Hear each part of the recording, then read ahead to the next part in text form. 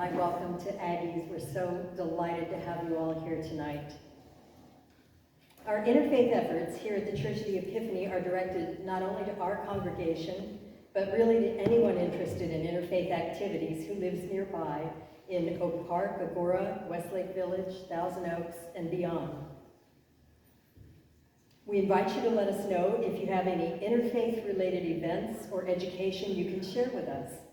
For more information about our ministry, worship, and musical concerts that we offer here throughout the year, you can visit us at www.tcote, that's TCOTE.org, or just talk to either Aggie or me or Reverend Jamie following our event. Now, I'm pleased to introduce Epiphany's vicar, the Reverend Jamie Barnett, but first I'd like to tell you just a little bit about her. We have been blessed to have her leadership at Epiphany since 2021. Got me up there for a minute. After completing her ordination as a priest in 2019. She likes to say that she's kind of a late bloomer in that regard. Reverend Jamie was raised in Mississippi and Atlanta, Georgia.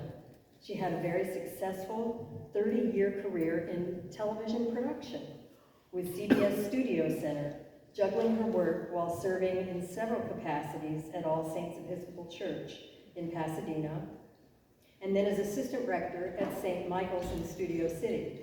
What an amazing transformation she has made here for our church, and we feel very fortunate to have her with us. Jamie?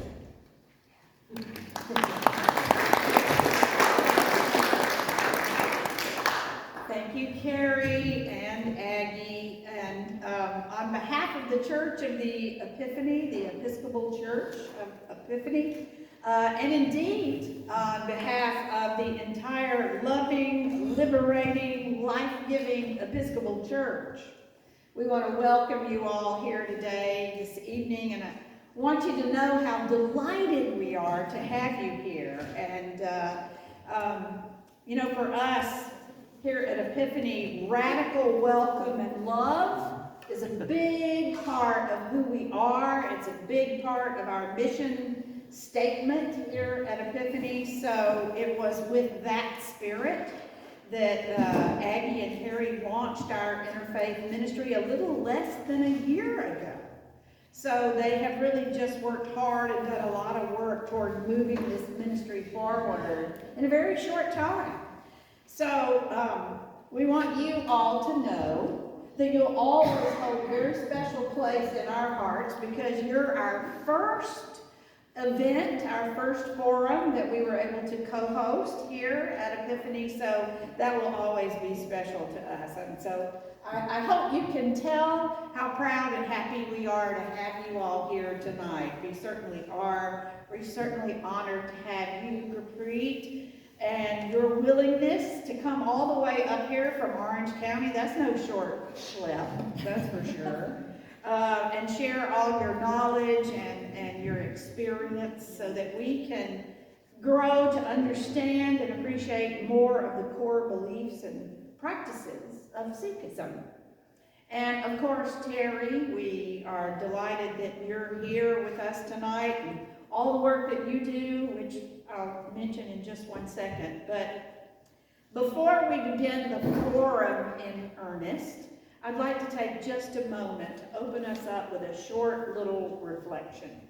And it's from one of my favorite writers ever. His name is Bishop Stephen Charleston, who is a retired American bishop in the Episcopal Church in the Diocese of Alaska. And he's also a Native American elder. And it was hard to pick a piece of his to present tonight because all of his work is so spirit-filled and touching. But the one I have chosen is from his little book called Arrows of Light. So take just a moment, if you will, it's very short, to hear one of his more light-hearted, but indeed heartwarming reflections. So here we go. He says, I think it's a time for a family photo. I'm sure just from the right spot in heaven, God could get all of us in. If we'll just squeeze in at the corners, I think it will work. We'll have to make sure none of the kids are wandering around, and we'll have to get them all to come and sit down right in the front. And we'll all stand shoulder to shoulder, turning a little just sideways to get everyone in the picture. We'll be all shapes and colors and conditions. God's great family, about to get our picture made, so that all the angels can see what we look like down here in 2024. All we need is to call everyone together, and then on the count of 3, say a big global cheese. May it be so. Thank you all for listening. He really is delightful, all the things that he writes. So now on to the program for this evening, and I would like to welcome up an amazing woman at this time who's going to get the ball rolling, and that would be Terry Helton. Terry, come on.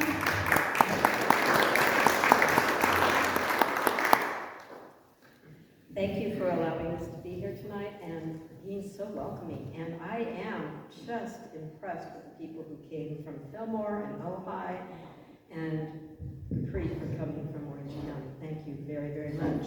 And saying that, this evening, often we go over a little bit. Tonight we're going to stick to the 8:30 to finish because Gurpreet came down last night to spend time with her sister, who's a personal friend of mine. And evidently there's a husband behind this picture that wants to take them to dinner. So we need to finish on a timely basis. So saying that, I briefly want to say, before I introduce Gurpreet, that Ventura County Interfaith Community has been in existence since 2005. And we have been able to do many things, and we just continue to see exciting things happening. In fact, one of the things that's going to be mentioned on the table over there is the Feast of Faiths. Say that 10 times fast. The Feast of Faiths will be September 22nd. It will be at Padre Serra in Camarillo. And I've lost it again.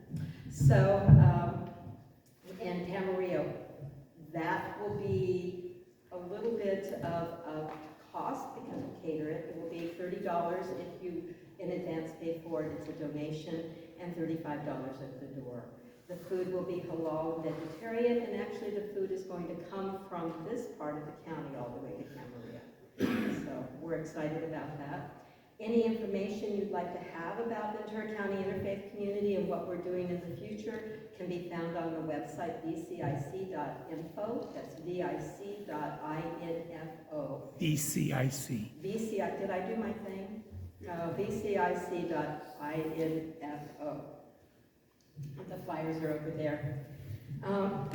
So I want to, and in August, and we don't have it quite up on the website, and we were just really getting it confirmed today.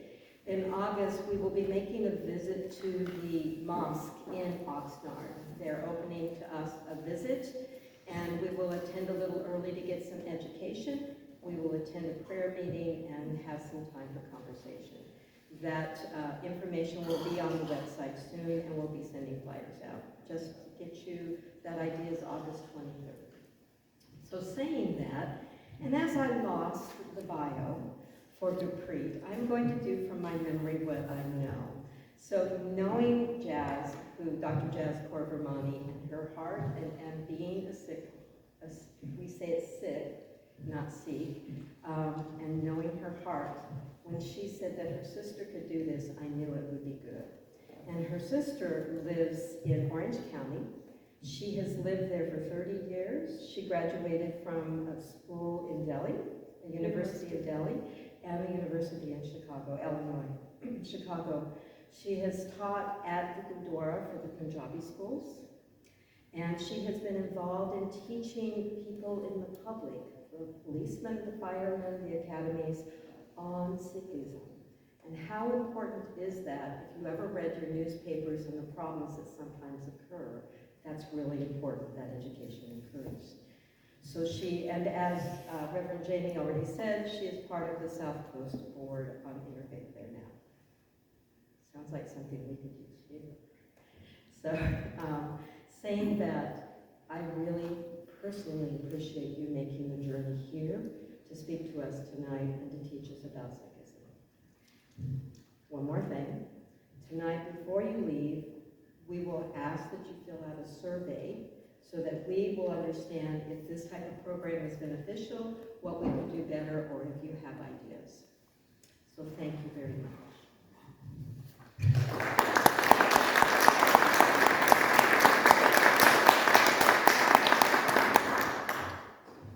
Thank you so much for having me. I'm really honored to be invited and being presented this opportunity to talk about my faith.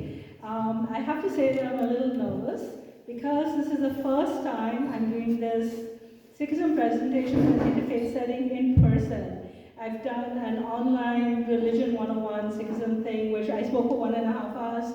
I had to condense all of that in half an hour to 40 minutes. So let me get started.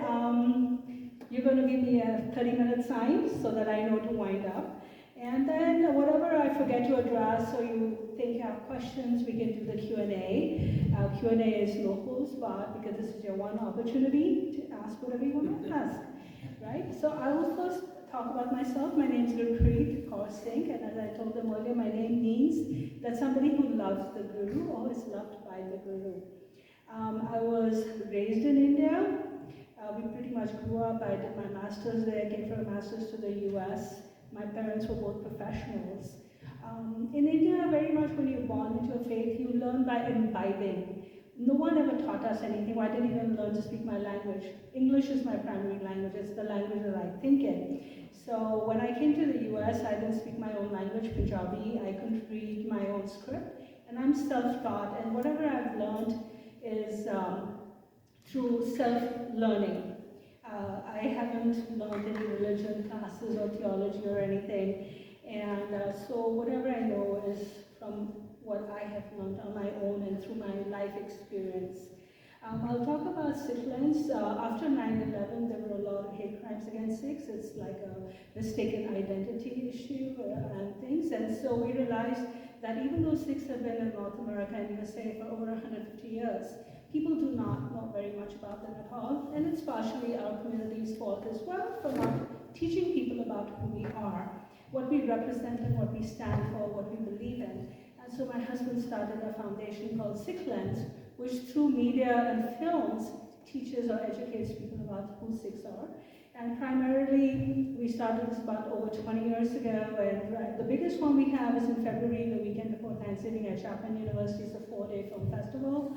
And it encompasses more than just film, there's media, concerts, and it gives a platform to Sikh writers, artists, anybody to share their art form and for people to interact with each other. This is the Sikh Lens that we're going to be doing in Vancouver, and there's one later in the year in Toronto, and so we're in England as well. Then I will talk about the organizations that I've been involved with. The very first one that I got involved with is SALDEF. You know, after 9/11, a lot of nationwide Sikh organizations took birth. There was a need for them from a legal perspective, for the representation and advocacy, mainly representation and advocacy, and we really supported SALDEF, which is Sikh American Legal Defense and Education Fund. And one time in 2014, they had a program in DC where they were doing training for people to train the law enforcement. It was called the LEPP program, and somebody invited me for that. And that is where my journey started to speak about Sikhism. I primarily started speaking to go to diversity panels for law enforcement. So on a regular basis, I do go to the Orange County Training Academy, and I speak on a diversity panel to recruits who are going to go into police force. And so they get all kinds of diversity training. So I speak about Sikhism from a law enforcement perspective. And that's my journey, and then I've been invited by Interfaces, my first one in person, so please forgive me. And then I recently got invited to join the board of SCIC, which is the South Coast Interfaith Council, which is South Bay, basically the Long Beach, Torrance area. So let me talk about Sikhism, the origin of Sikhism. Sikhism is the world's fifth largest religion in terms of numbers. It is an independent faith. It's a non-proselytizing faith. It's a monotheistic faith, which means that we believe in one God. So the Sikhism is, I would say, the origins are about 550 years ago. The founder is Guru Nanak, who was born in a region of Punjab, which was the land of five rivers. With the partition of India, it is northwest India and east Pakistan, Punjab. So a lot of our heritage, historical and religious heritage, has got left behind in Pakistan. For the Sikhs who migrated into India, there's very few Sikhs left in Pakistan, but there are still a few. So it was a time of great, that region was a region where a lot of invaders into India came. So wherever you have a space where there's invasions, there is tyranny, there's oppression, there's injustice, there is religious oppression as well. So into all of that was born Guru Nanak, who was basically, I would say, for the time that he was born, he lived from 1469 to 1539, was a time of, he was a revolutionary, he was a social, he spoke of social justice for all and, equality. We believe in one God, and I will give you the description of what God means to us later in one of the next few slides. But we do not worship any prophet or any living being. We follow our gurus or our teachers. The word guru literally means somebody who takes you from the darkness into the light. A spiritual teacher is a guru. So we consider Nanak, the founder of the faith, as our first guru. He was followed by 9 other living gurus who were spiritually enhanced beings, but they were householders. And they had different ages. The 7th or the 8th guru was a child. He was only 5 years old when he became the guru, and he was about 8 or 9 when he passed away. But it was just his spiritual enlightenment that he was made the guru. So 10 gurus. So we don't worship our gurus, we revere them, we respect them, and we follow the teachings of the gurus. So, and Guru Nanak went on 4 udasis, we call udasis, or journeys through his lifetime, to learn about other people, other faiths, and to share what he believed in. And if you go now, it's impossible to travel to the lands that he went to. It's 9 different countries. For geopolitical reasons, most are inaccessible. And then when he came back from his journeys, he retired in a place called Kartarpur, which is now in Pakistan. And he lived there for the last 18 years of his life, doing his farming and preaching and sharing his knowledge. So the 10 gurus lived from about maybe 550 years ago till about 300 years ago. There are 10 gurus who we respect and revere. And I think the message is in the way they live their lives. Sikhism is not just religion, it's also a way of life. It's who you are at any given time in point, It's what you believe in at all times. It's not just a faith that, okay, I went to church today, so today I'm a Sikh, It's the rest of the time, what are you? What do you believe in? How do you live your life? And I think that's true for every single faith. It's who we should be at all times. So the 10 gurus are there. The 4th and 5th gurus had collated the writings or the teachings of the gurus. So the first 5 gurus, their writings or teachings were collated into a book called the Granth, the Adi Granth. And later on, the 10th guru, Gurpreet Singh, he had added the writings of the 9th guru as well, who was his father. And also included in the writings were writings or teachings or poetry from Hindu Bhagats of the Bhakti movement and Muslim saints or peers whose message, Sufi saints, whose message of oneness was the same as that of the gurus. The message in the scriptures, and so the 10th guru had said, after me, in fact, while he was still alive, he gave the scriptures the elevation of the guru. So the current guru, or eternal living guru, is the scriptures. And when we bow down to the guru, to the scriptures, we bow down to the teachings contained within. So, so the Guru Granth Sahib is, and it's the central focal point of any place of worship or a gurdwara, but I'll come to that. The Guru Granth Sahib begins with the numeral 1. The scriptures, there are 1,430 pages in the scriptures. They are in very many different languages and dialects, including Persian, because wherever the Gurus traveled or lived, and then the Hindu Bhagats were from different regions of India, and the Muslim peers, the Sufi saints had their poetry in Urdu and Punjabi. So you have very many different languages, and the script is a script called Gurmukhi, which was developed by the first and the second Guru. So the scripture begins with the numeral 1, not the word, but the numeral 1.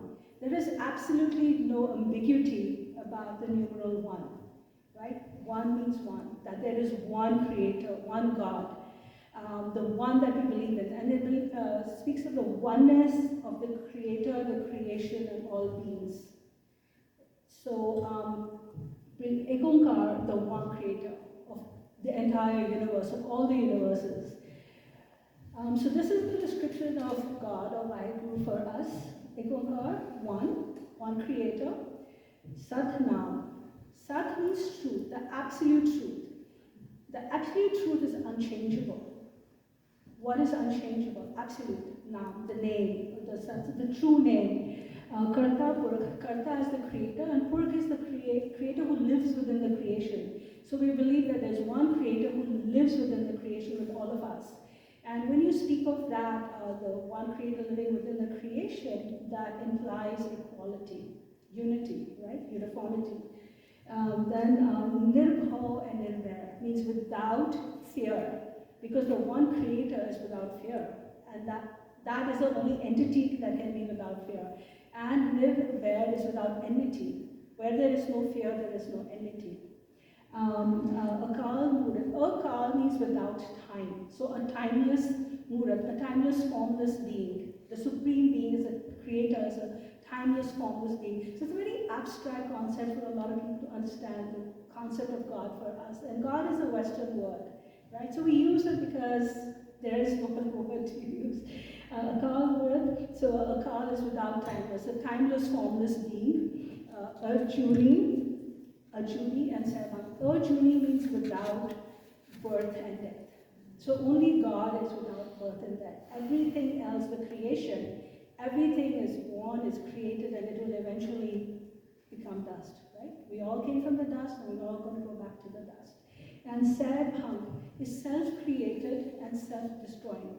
And if you think about it, this entire description, self-created, we don't know when this creator came into being, and we don't know when it will end. And it, to a certain extent, in my opinion, I think it aligns with the theory, the Big Bang theory, the evolution of the universes in the world, right? We don't know where we came from, where the universe started, and when it's going to end. No one can really say.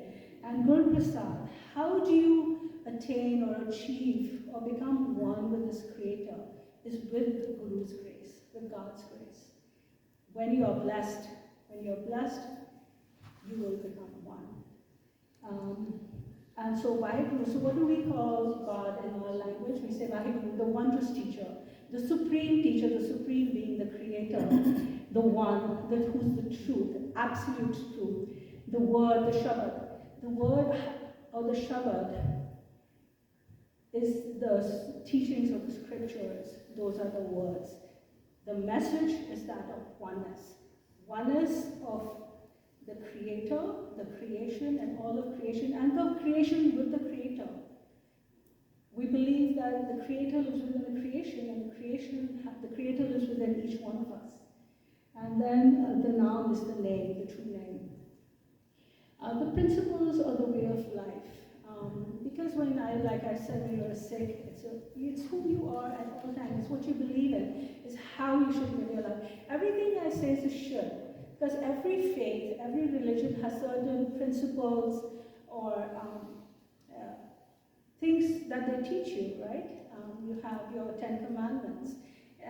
But then we are all human beings, and we have something up here that rules everything that we do, the mind. And so we choose to follow our religions and faiths as we see fit, and not necessarily always the way we should, right? So everything I say is a should. Guru Nanak, his message was that first of equality. When you believe that we are all the same creation, so we imply equality of all human beings, right? That applies gender equality too. 550 years ago, there probably was no gender equality anywhere in the world. To date, and then again I said that it should. What we practice is very different from sometimes what we should be doing. So gender equality. The third was, the second one was social justice, justice for all. And then the third one was freedom to practice your faith as you see fit. And so those are the things. So based on all of that, and these three principles or pillars that we should live our lives by come from the lives of the gurus themselves. You cannot preach what you don't practice, right? We learn from our parents by following how they live their lives, right? As a parent, I myself I cannot preach to my kids. I have to live the life that I would like them to do, right?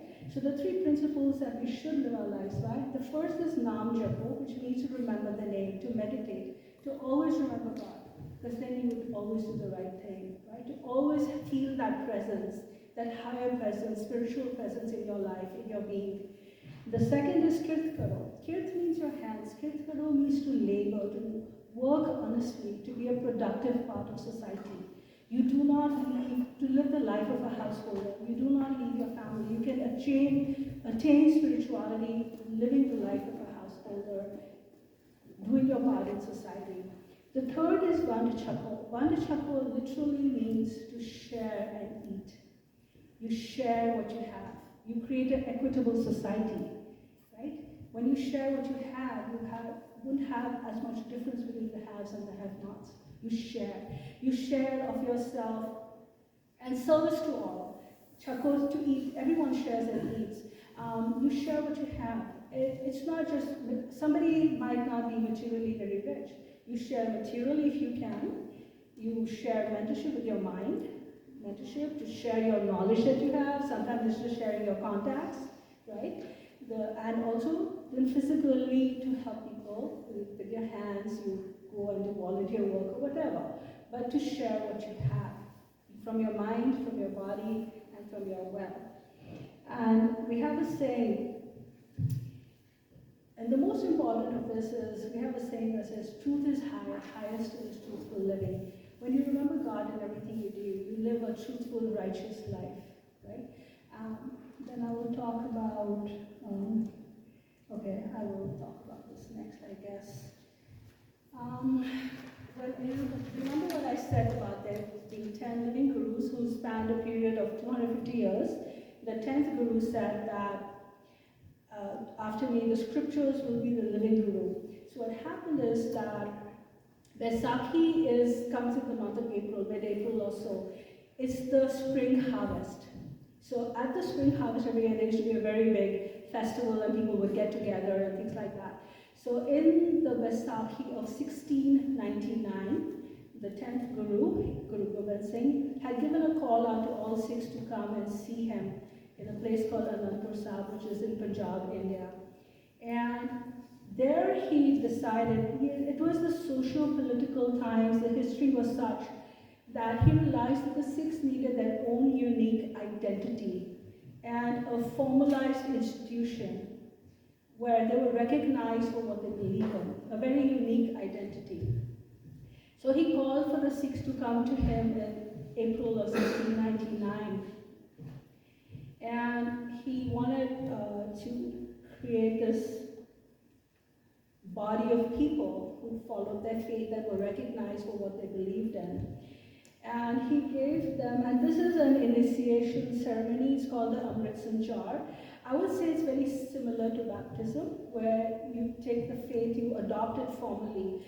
Like I said, Sikhs are born into a Sikh household. We just imbibe our religion from there. We don't sometimes always necessarily become initiated or formalize it in our lives. And there are a lot of people who choose to do it, and there's no particular age at which you can decide to be initiated. And this is an initiation ceremony, and what happened is he called for 5 people who became the first 5 Sikhs, and he gave them the initiation ceremony, and then he bowed down in front of them and asked them to initiate him as a Sikh formally. And so that is why the 10th Guru is also called Guru Chela. He was the Guru, he was the master, but he was also a disciple. And he vested temporal authority with the 5 initiated Sikhs. So anywhere in the world where you have 5 initiated Sikhs, they can make decisions for that community or that congregation, and we should follow it. So he's giving respect to the people who are initiated. And so the formal identity, when I do my law enforcement training, I talk to them, I say, well, you're really in the army, the services, or in law enforcement, you wear a uniform, right?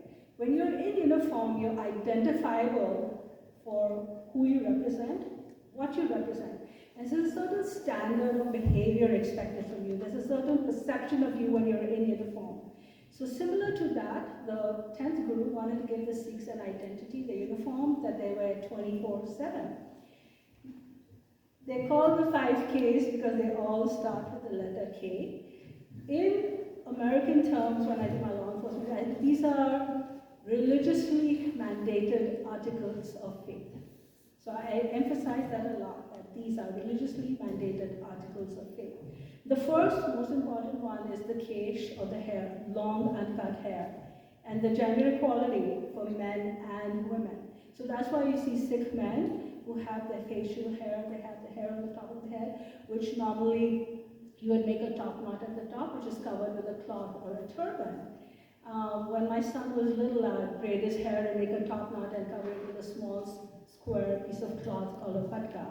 And men would wear a turban on their hair, and a lot of women choose to wear turbans as well. And I think the reason why women were not necessarily mandated to wear a turban, because traditionally in the old days, women always kept their heads covered like this with a scarf, right, with a veil or a scarf. But we don't do parda anymore, which is covering our face from straight men, from people outside your family. It's a tradition that was done away with over 100 years ago. So the 5 Ks of the kesh, uncut hair, your beard, your mustache, hair on the head. The second is, and it represents spirituality. If you look at Eastern religions, a lot of them believe the hair has spiritual strength. And so that's one of the reasons to differentiate the Sikhs. And so you don't question. People say, why do Sikhs have to keep their hair? At a certain point in faith and in religion, you don't question, you follow. You have to believe, right? Kesh, uncut hair. The second is the kanga, or a little small wooden comb. It represents grooming and cleanliness of your body and your soul. Again, it's a commitment to your faith. The third is a khada, which is like, used to be an iron or a steel bracelet. Again, it reminds you of your commitment to your faith. The infiniteness of Vaheguru is very much akin to a wedding ring. It reminds you of your commitment to that relationship. So that's the khada. The kachera are undershawls, which represent morality, which represent discipline, and ultimately commitment. And the fifth is kirpan. Later on, if we have time, I brought a few of these things with me. I'll take them out later on. The kirpan comes from 2 words, kirpa and an, 2 Persian words actually. Kirpa and an, which means mercy and honor. Mercy and honor. When you use the words mercy and honor for the kirpan, it is obviously not meant to be used as a weapon, right? In today's terms, in US terms, it's a religiously mandated article of faith, right? It represents defense of yourself, of your faith, and for other people who might need it. It represents protection. When you use words like kirpa, mercy and honor, it means that it's not to be used in offense ever. In the Guru times, in the post-Guru period, before we were governed by laws that we had to follow, the 10th Guru had said, to pick up weapons is only as a last resort when all other means have failed. You negotiate, you talk, you do whatever you can. You only pick up arms as a very last resort. In today's day and age, these are articles of faith. They remind us of our commitment to our faith. They're not to be picked up. How do we defend ourselves? How do we defend? And in today's time, it means you don't be bullied, you don't bully do advocacy, you represent yourself. There's a saying, which I heard from somebody in DC, if you're not at the table, you're on the menu. So you have to stand up and, fight for your rights. And when you fight for your rights, you also fight for the rights of others.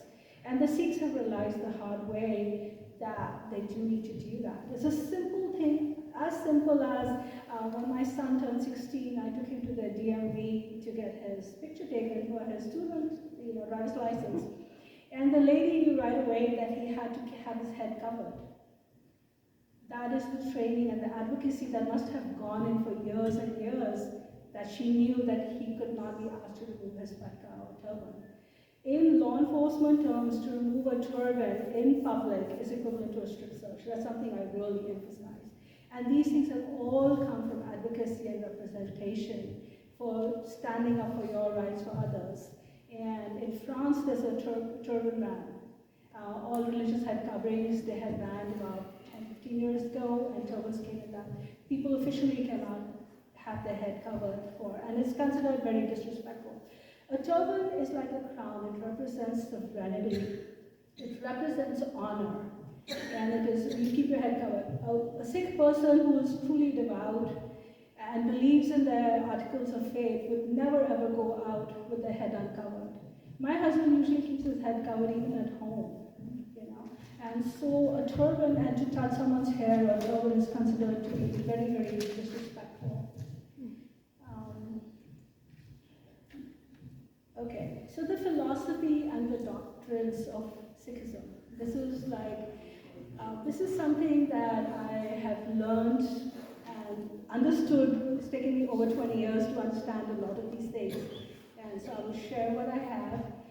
If I say anything that anybody kind of disagrees with or is offended, the fault is all mine. Please forgive me. I will do my best to not offend anybody and use the right terminology or whatever. So Sikhism is an Eastern faith, right? And Eastern faiths are different from the Abrahamic faiths. All Eastern faiths believe in reincarnation, the continuity of life, the circle of life and death, right? And almost all Eastern religions believe in the desire for moksha or salvation or liberation. But what is that liberation from, right? What is that liberation from? In Sikhism, there's a word, okay, we believe that this body is this physical body, you got it, it's from the 5 elements, it's dust. You die, it's going to go back to the dust. How about that life or that light within, that spirituality within you, the divine? Because the divine lives within you, that's the soul, right? We believe that the purpose of human life is for that soul, that Atma, to reconnect with the Paramatma, or the Supreme Soul, the Supreme Being, that one Creator, right? The spiritual reunion with Vaheguru, with the One, right? That's the purpose of human life. And how do you attain liberation or salvation? How do you become Mukt? There's a word that comes across very often in the scriptures called Jivan Mukt. And it's an oxymoron, because Jivan means life. To be liberated or gain salvation when you're alive. Nothing after life and death. And that's a very hard concept to understand. It is when you overcome your ego and kill the 5 vices, you can control them with your mind, then you can gain liberation. We all have Home. Home is the me self, the ego, which separates us from the cosmic self, the soul. That separation between your soul and that Paramatma, that Supreme Soul, is that ego within you. That creates the duality. And within all of us live 5 vices that most of the origins of them come from ego, excessive ego. The first is kam, which is lust, physical lust, or maybe desire for things. Krodh is anger, excessive anger. It could be at yourself, it could be at other people, the world in general, a lot of evils arise from that. The third is lobe or greed, avarice. I want what's not mine, what's yours, I want that too. I want mine, I want more, I want more, I want more, right? More is attachment. Attachment to yourself, to your children, to your families, to your things, to your jobs, to your educational qualifications. Oh, I'm a PhD, I'm a master's, I'm better. No, we're all equal. No one is better than anyone else. And the third or fifth is ahankar, or excessive pride. I'm better than everyone else. And how do we overcome these? Well, we can, and it's a very rare person in many centuries who will become Jivan Mukta, who will gain liberation or salvation by overcoming these things. And the separation is, we had this friend who was a psychologist, he passed away, and he believed in community psychology. He didn't believe in treating the individual, but he wanted to treat everyone around, because all problems arise from your environment, immediate or family or community or whatever. And he always talked about the me self and the cosmic self. When there's that separation, and we can get past that, then we can, be more aware. And how do you do that? How do you overcome these 5 evils and egos? Within all of us, if we have the 5 virtues that live within us, we're born with them. We are also born with these 5 virtues. They may not show themselves, or they may show themselves in small percentages, or we might be selective of what we show and who to whom. But to overcome the 5 vices and the ego, there's 5 virtues. The first is Sat, the truth, not a perceived truth. For us, what we see is a perceived truth. It's like if you do math, if you do arithmetic, you have absolute numbers, and then you have the negatives and the positives and the fractions and whatnot. Absolute. The absolute truth is unchangeable, the one supreme being, creator. Everything else is changeable. It undergoes, change. Santokh is contentment, to live life in contentment with what you have. It doesn't mean that you should not challenge yourself. It doesn't mean that you should not work hard. It doesn't mean that you cannot, gain material things, but at how much and how much. Contentment is living, there's a phrase that goes, Sukh dukh sam kar jane. Somebody who lives in equipoise, whatever life throws at you, you deal with it with equanimity, right? Equipoise. To live in equipoise, on a level plane. You don't live in the highs and lows of lives. You deal with whatever comes your way. It's not that bad things are not going to happen to good people, but it's how you deal with it. It's your frame of mind, it's your attitude. That's what contentment truly is. Daya is compassion. Compassion for your human beings. It starts with compassion for yourself. Type A personalities are really hard on themselves. A lot of mental health issues probably come from there. I know because I have a type A child. So compassion for yourself, for the people around you, for humanity, for the creation. The fourth is namrata, or humility. And that is a virtue that the gurus really gave a lot of importance to humility. Not false humility, but true humility. Humility, first of all, in realizing that I'm just a human being, and above me there's this supreme being. Humility of that, to realize that there's someone above me. Humility of recognizing other people and not thinking that you're better than them. We're all equal. We're all living this life, and we all have our struggles, and we have to get through it. And the fifth is pyar, or love, like a devotional love. When you love yourself, you love your families, you love your community, you take care of them, right? That is love. For the communities or people you don't know, it's as simple as looking someone in the eye and giving them a smile, right? You're sharing of yourself when you do that. So these are the 5 virtues that we can all try and inculcate. We all have them. It's just that we forget we have them. We forget that they reside within us. I have, I think, another 5 more minutes. Places of worship. A Sikh place of worship, people over here will say church, it's a gurdwara. The real word is gurdwara. Gur, the guru, the teacher, and dwara literally means door. The guru's door. It's your door to being a better person, better human being, better Sikhs of the teachings. So the guru's door. Traditionally in India, gurdwaras were built with 4 doors, 4 entrances on all 4 sides. Anybody and everybody is welcome to Gurdwara, right? There is no restriction absolutely on who can or cannot enter. It's just that in our Gurdwara, in the big central hall, we have our scriptures, so we take off our shoes, we wash our hands and feet, and we cover our head, and then we go in the hall. So we only ask that if you visit a Gurdwara, you remove your shoes and cover your head and wash your hands. And it's just hygienic.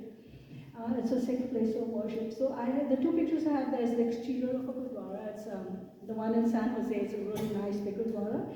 And the second is the interior with the scriptures. The scriptures are for us the highest being. They're like almost treated like royalty, but because that's your living eternal guru. So they're placed on a platform which is higher, so we generally sit on the floor. But now with all the knee surgeries that people have had, they need to sit on the benches or chairs, and so we raise the platform for the scriptures, and it's covered with a canopy and nice cloths. And the important thing of the scriptures is that the teachings contained within that can change your life. That's what's important. Then the Shansab, if you go back to the previous picture, do you see a tall flag on a tall pole? That's a Nishan-Sab.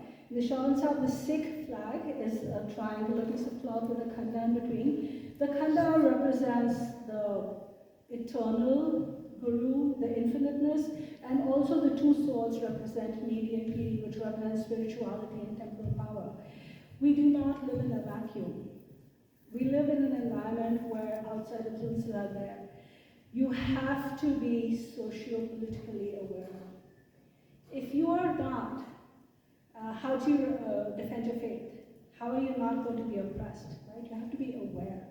It's as simple as advocacy, like I said, representation, going out and voting, being aware of what's going on around you. So that is why, from the time period of the 6th Guru onwards, they realized that the times had changed, the socio-political environment had changed, and the regimes were becoming more oppressive, and people were being forcibly converted. And so this is why the history of the 6th period after the 5th Guru, because the 5th Guru and the 9th Guru were both martyred for their beliefs and for refusing to convert. And they stood up for the rights of other people who came to them and asked them for help. And so a Gurdwara is recognizable by the Nishan Sab and the khanda inside it. Within a Gurdwara, what do we have? A typical Gurdwara would have the main prayer hall. It would have maybe a couple of offices, or probably several rooms for the Punjabi school, especially living outside of India. Like a Sunday school where you teach your children the language, the scriptures, maybe a little bit of hymn singing, and something about the daily prayers to teach them about their faith per se.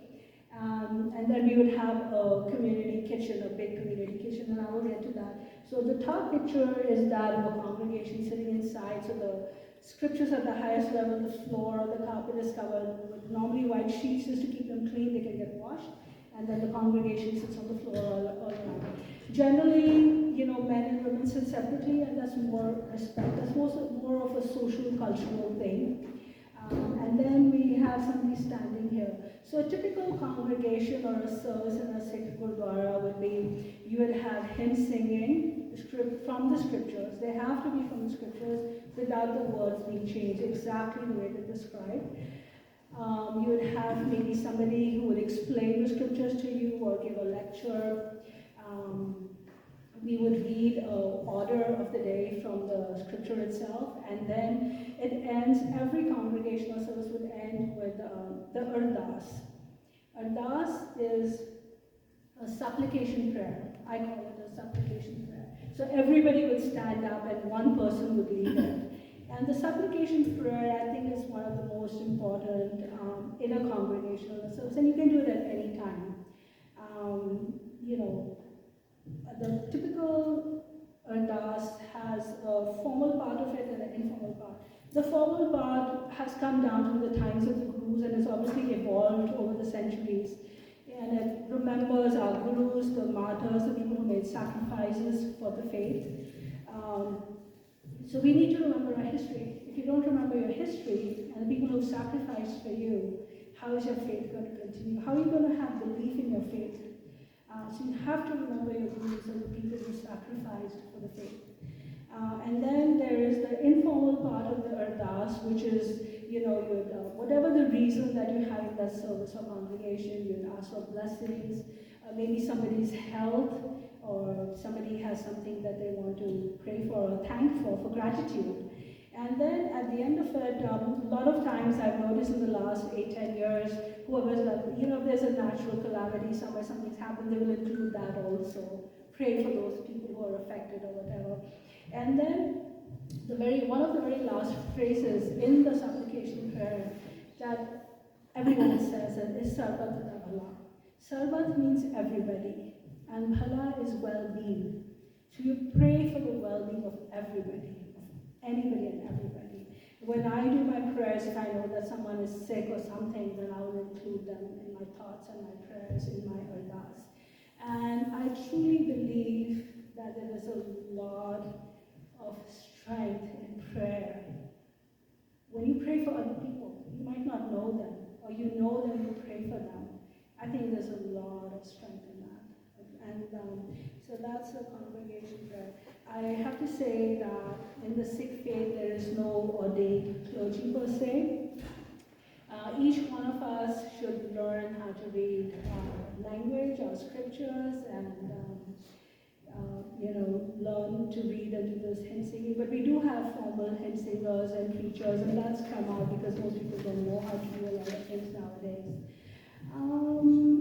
The supplication prayer, and then langar is the community kitchen. So every gurdwara will have a kitchen, and every service or congregation, after we finish the services, that we will go and eat food. Langar is a community kitchen where all the provisions for the langar are given by the community, by donations, or people bring it. It's cooked by volunteers and it is served to everybody. You will see in the lower picture, so traditionally that's a very big community kitchen in some gurdwara in India probably. And the lower one is, again, everyone sits in one line, shoulder to shoulder.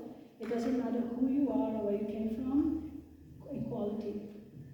It doesn't matter if you're a king or a pauper or a poor person or a laborer. You all sit together on the floor together and you serve the same meal. It's typically a vegetarian meal so that everyone can eat it. And I think Sikhs really understand langar. It's a tradition that started from the very first guru that's continued. And every gurdwara in India has langar, and a lot of homeless people, poor people will go, and they know that they can at least get one meal or two meals. And I've seen in LA too, homeless people coming to the gurdwara in LA, and they will get served. And it is to serve with humility, with love and devotion, right? And then this is the Vaisakhi parade in LA. And then the religious observances are the births, any ceremonies related to the gurus, their birth date, their death date, the day they became the guru. One of the biggest Gurpravs that we celebrate is when the scriptures were given the level of a guru. That's a big celebration in US City, like 50,000-60,000 people come. Vaisakhi is one big celebration, and there's other celebrations as well. I think you need me to wind up. And then a lot of life ceremonies, birth, death. People might say, I'm not religious, I don't go to temple, whatever. When you die, your services are going to be in Gurdwara. I don't care who you are, where you are. Your funeral is going to be held somewhere. And then there's naming ceremonies, wedding ceremonies. A lot of people will have ceremonies for graduation or parties or some special occasion in their family. And I think I'm going to pass it on to Q&A for anything that I might have left.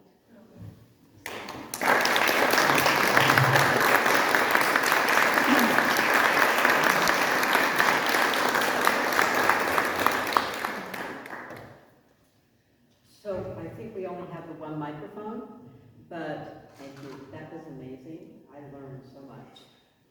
I could ask you so many questions. Like you talked about the prayer, maybe think of the prayers and see.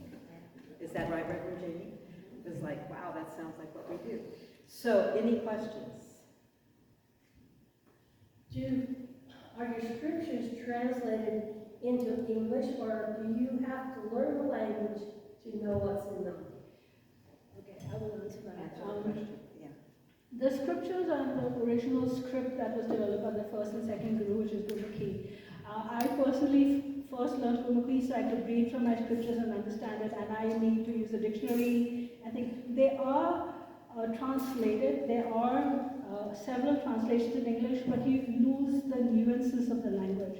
So I would say translations are not 100% accurate also. A lot of it also depends on the interpretation of the person doing the thing. They do exist, there's many transliterations, and I believe that there are translations into other Indian languages. I know, there's this lady here, Anjali, she's a Sindhi.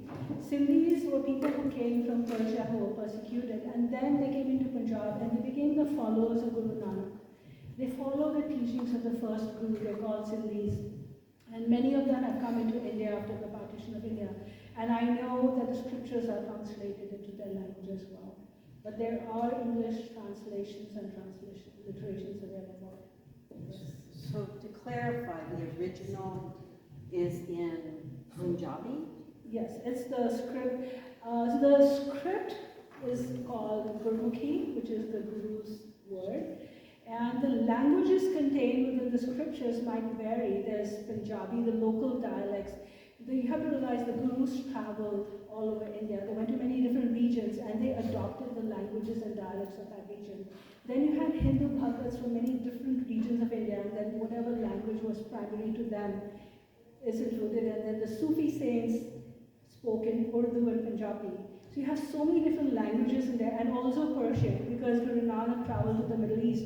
He went to Iran, Iraq, Saudi Arabia. And so there's a lot of Persian poetry as well in the Guru Granth Sahib. And so that is like beyond my head. I need a translation for that. So that's my thing, what I'm doing right now is trying to understand and learn more. I'm on this journey and will continue. Yeah. Any other questions? And can you briefly talk about Arti, the difference between Ardas and Arti? Okay. So Arti is in the Hindu temples, all do Arti in the evening usually, right? So traditionally Sikhs don't do the Arti in the Gurdwara, but I have seen it in Banaras. I went to a Gurdwara in Banaras and I saw Arti there, but Arti is something that the Hindus do at the end of the day when they do their prayers. They take a platter and put diyas, lights, lamps, and they circulate, and they have prayers that they say with that. And to them, that's important. The Sikhs, in one of the prayers, he said this entire cosmos, this entire universe is an Arti to you, to the Creator. So that is why and Sikhs don't do Arti in the Gurdwara. But I have seen it in Banaras and Varanasi, I have seen it in one place. Well, I visit two Gurdwaras in the valley, one in Chatsworth and one in North Hills, and they are doing Arti every evening. Is it a Sikh Gurdwara? Yes, one is definitely a Sikh one, the other could be Sindhi/Sikh. So I don't know. maybe they're incorporating it because It might be because they have a lot of non-Sikhs coming to their temple, but generally a traditional Gurdwara that follows like Sikh traditionally would not have Arti in there. Yeah. And also, did you mention that Ardas can be done at any time of the day? Yes. So Ardas, or the supplication prayer, is always done at the end of every service. And then when we open the scriptures for the first time in the morning, we'll do Ardas at that time. When we close the scriptures at the end of the day, we'll do an Ardas. Maybe a small one. Like any life event, say, like the first time I brought my oldest child home from the hospital, my mother-in-law did an Ardas to ask Vaheguru to bless this child. So that's why I say it's very important for each one of us to learn all these things, because we can be our own preachers, or we can do our own prayers, right? And so, like every time you get a new car, you go to the Gurdwara and you do Ardas. So people go to the Gurdwara and will ask the priest there who was there to do a prayer for them Ardas. Somebody is sick, for somebody's well-being. For so many different reasons, you would do Ardas. It's a very, very important part of Sikh tradition of faith. Yeah. Yes? For Hinduism, Buddhism, Judaism, and Sikhism, what is Sikh Dharma? What is? Sikh Dharma. Okay. Can you repeat the question? So what is Sikh Dharma compared to the other Eastern religions, is that what you're saying? So it is, again, an Eastern faith, so a lot of things are very common. What is different would be, I think, the fact that we would follow the teachings in the Guru Granth Sahib, right? And then if you are initiated as a Sikh, you would follow the 5Ks, you would keep the identity as a Sikh.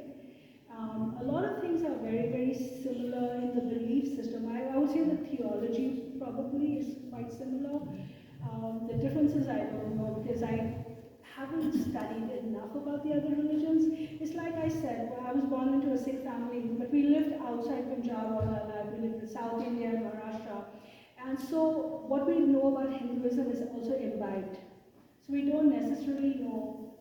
And Hinduism, again, is a very different people from different parts of India follow Hinduism differently. They have different gods or deities that they worship. Their languages are so different. If you go to Norwalk, there's like 15 or 20 mandirs there. And each one of them will have nuances that are different. But I do know that in the Guru Granth Sahib, the Gurus have mentioned a lot of people from Hindu mythology and faith. And what is common about, say, Bhakt Prahlad, or any of the Hindu references that they have, is the devotion of the faith, the bhakti. Do you understand that? It's your, the belief that ritualism, so we reject ritualism, right? We are not supposed to believe in ritual practices, in casteism, in infanticide, female infanticide, things like that.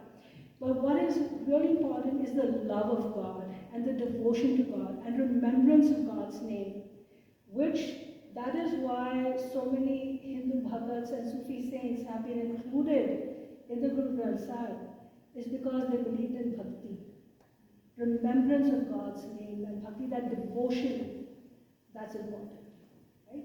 Not the ritualism, not everything else is immaterial, that bhakti. And that is why people from Hindu belief system, like right now I can't remember, I remember Bhakt Prahlad, because he remembered God's name and rejected everything else. Right? So that's what's important.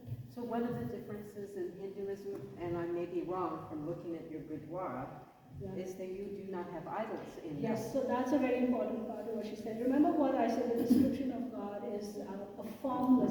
It's a very abstract concept. So I do have to say we do not believe in idol worship or picture worship, but there is the religion, there is the faith, and then there's the social cultural norms that creep in. It's the same thing with women and men sitting separately. It's a social cultural thing. Women are supposed to have the same status as men, but that doesn't necessarily translate into our daily lives. People tend to treat their daughters and sons differently. I don't care where you live in the world. We all do that. We treat our sons a lot better than we treat our daughters very often. And so, I forgot what I was saying. The idols.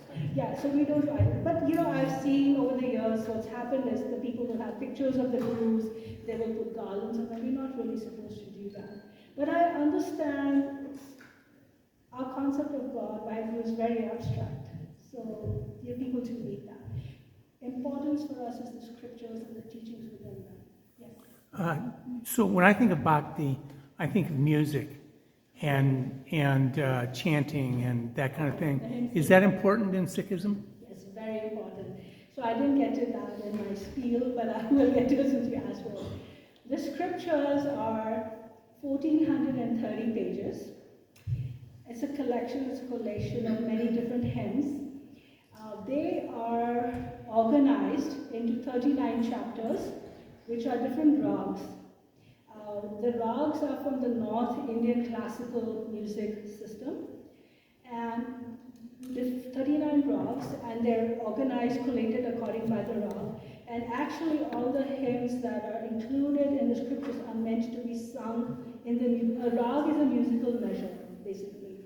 It's a prescribed musical measure. And so each hymn is supposed to be sung in that musical measure. So that is why hymn singing is a very, very important part of the Sikh congregation of the faith. And we call it kirtan.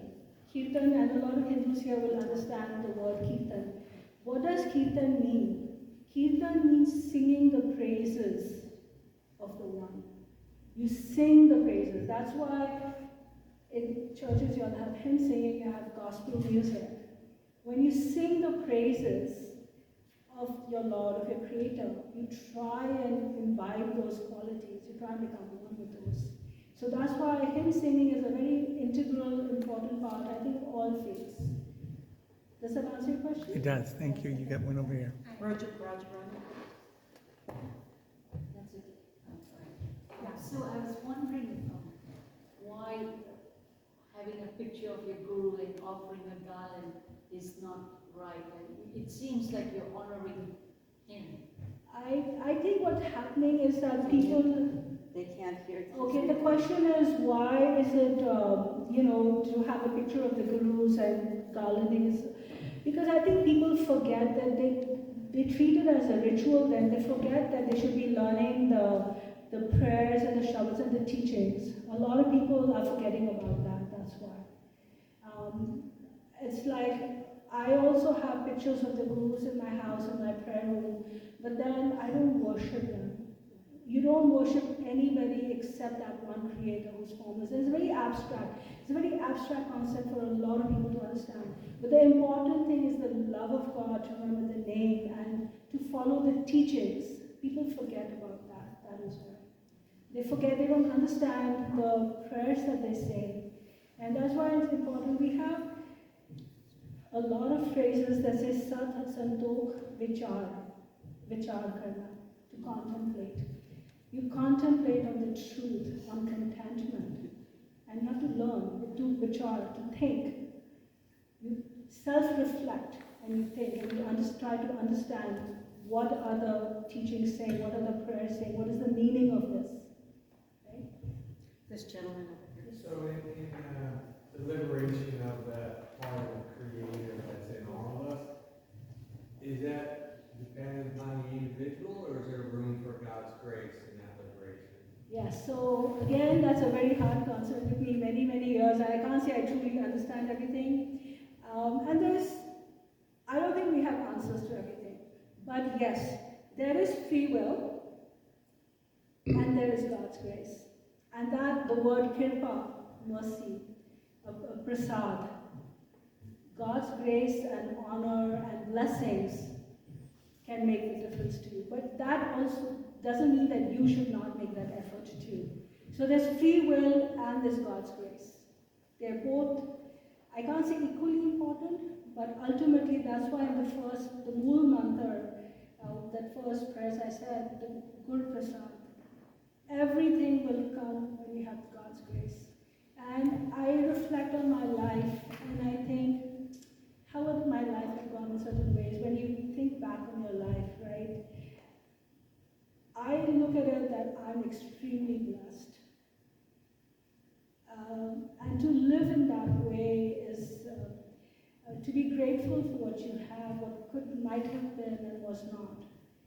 And to live with that feeling of gratitude and to remember that everything is God's grace.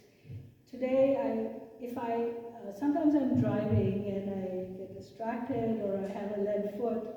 And if I didn't have an accident, I almost had an accident, but I didn't have it. That's God's grace, that's God's blessing. And I feel that, and I'm really grateful for that in my life. I could be sick, I could have been sicker. It's God's grace. We accept and we move forward from that. Everything is God's grace, but there's free will too. You have to make the effort. There's something called uddam. You have to make that effort too. It's like, I think if you take one step towards God, God will take 1,000 steps towards you. Right? Yeah. Thank you so much for this. It's very meaningful and so important about the relationships. I'm curious about how Sikhism understands evil or how they speak to evil. Is it just our ego that becomes evil? Okay, there's something I wrote down asking about is the evil addressed in Sikhism, and understanding that. I don't think it's specifically addressed per se, but I think it has to be understood, right? The scriptures do speak a lot about the duality, the separation which comes from evil, right? The me self versus the cosmic self. And all evils in the world do arise from evil, right? And some people can be, I don't know what the right word would be, they can be improved upon, but some people are so far gone that there's nothing you can do for them. They're just bad, evil people. And how do you deal with people like that? You first deal with yourself, right? And I think I've written something here that I didn't talk about, is sins and digressions, because there's a big concept of sins, right? We all have little things we should do, and there are a lot of digressions, and can they be forgiven? If you believe in a God, a creator who is a loving being, so everything will be forgiven, but you have to work towards it too. You have to contemplate, you have to self-reflect. Each day of your life, you can only control yourself. At the end of the day, even my children, I cannot control them. My friend once told me, he said, you have control of your children until they're 18. Once they're 18 and they leave their house, they're their own people. And so there's a lot of things my children do that I don't like. I don't personally do that, but that doesn't mean I'm a perfect person. I still have ego and anger and other things. But I can only tell my children that much anymore. I can do my best to teach them. And it's the same with so it's important for us to self-reflect on our lives ourselves each day, try to be a better human being, be a better person, live by your faith, try to overcome the vices and imbibe the virtues every day. And ultimately, at the end of the day, if someone is truly evil, there's not much you can do. It's their journey. The Guru Granth Sahib does say this. We're all born a certain way. We're born with this destiny. There is a concept in the Eastern religions, and Sikhism also, the Guru Granth Sahib does speak of it, is that we say we're born empty-handed, we're going to die and go empty-handed, but there's also the belief that you're born with all the sins of your past lives. And this is your opportunity to overcome those. But that's with the blessing of the Guru. If you are blessed, if you make the effort, perhaps you can break that cycle and get rid of those sins that you might have committed in previous lives. But there's some people, I don't know, there's nothing that actually says anything about truly evil people. But it does talk about Sadh Sangat. Sadh Sangat is congregation of like-minded people. It's like we talk about peer pressure, right? You worry about your children having the wrong friends. That's peer pressure. So you need to surround yourself with like-minded people, good people, and try and reject ego. If you can help somebody become a better person, great. But there's some people who cannot. And I know, I will tell you, I went to an event at Chapman University, and one of the people who spoke was a gang member. And he was in the prison system, and he wasn't getting the help he needed. But at one point in his prison time, he came across a therapist or psychologist who helped him, and he transformed his life around. He changed his life and has become, totally opposite of what he used to be. That is also his fortune that he met that person. It's his destiny, and also that he was able to overcome that. And I'm sure a lot of that is God's grace too, right? To be able to come into, have that one person in your life who changes your life around. So it's not to say that it cannot be done, but some people are just born with that destiny. And we can do our best for people around us, and try not to let the evil influences come on us. Any other question? One more question. He's had his hands up. Yeah, sorry. Okay, I'm going to leave you out, Jan. So. Do you guys do any mantras like in Hinduism? like mantras. Yeah, do you have any mantras or invocations or anything? Just curious. Yeah, the Mool mantra, Ek Onkar Satnam Pratapur Nirbhav Nirvair Akal Murad Ajuni Saibhanga Prasad, which is the one that I showed in the slide, and that is called the Mool mantra or the root mantra, which is the essence. The essence of all the beliefs of the Sikhs are in that, in the Mool mantra. And so we would say that, say we would be chanting if we're in a, together, or you say Vaheguru, Vaheguru. If you say, sometimes if I'm scared or I'm really anxious, I had an accident or something bad happened, I need to control myself, I'll just do Vaheguru, Vaheguru, Vaheguru. I'll do my meditation. I try to control my breath with the word Vaheguru. Vahe means oh wondrous, and Guru is my wondrous teacher. So, you could do that. And then there's the 5 prayers of the day, the morning, the evening, the night prayers. I told my children, the first thing we taught all the children is the night prayer, the Kirtan Sohala, because it's very soothing, it's a very simple language, it only takes 3 or 4 minutes to do it. And I would tell my kids, I said, okay, at bedtime just do the Kirtan Sohala, it'll calm you down and help you sleep better. And it's a very meditative type of prayer. It's a collection of hymns, basically. And so, Vaheguru or Mool Mantra Simran, yeah, or just, Vaheguru Satnam. A lot of people do Vaheguru Satnam. Yeah. Any other questions?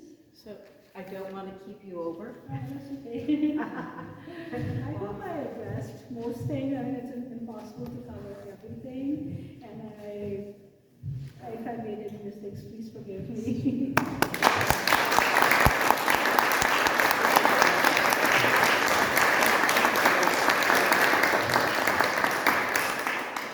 I'm going to ask for some help to pass these out. Sure. So, That's my pleasure. And I got to see my sister because of coming here, so I lucked out. no, actually, we lucked out. And people often talk about, and I want to say this about interfaith, because we often talk about the similarities in our faith, and there were similarities tonight, but also there are differences, and those differences inform me of my own faith. So both of those things tonight, similarities and the differences, actually increase my faith in my faith and how I live. So, Gurpreet, thank you again, and we hope to see you again. I'm not scaring you guys off. That was a little more than a presentation about Sikhism. How many feel like you had a sermon tonight? I did. I felt like I had been taught the grace of living. So thank you. Please, thank you for your surveys, and be looking at vcic.info for upcoming events. And we hope to see you at the Feast of Faiths. It's really worth going to and sharing a table with a person of another faith and talking to them. This year we'll be talking about hope. And we think that's very important. Hope. Hope. H-O-P-E. Hope. So, anything else that we need to do, Reverend?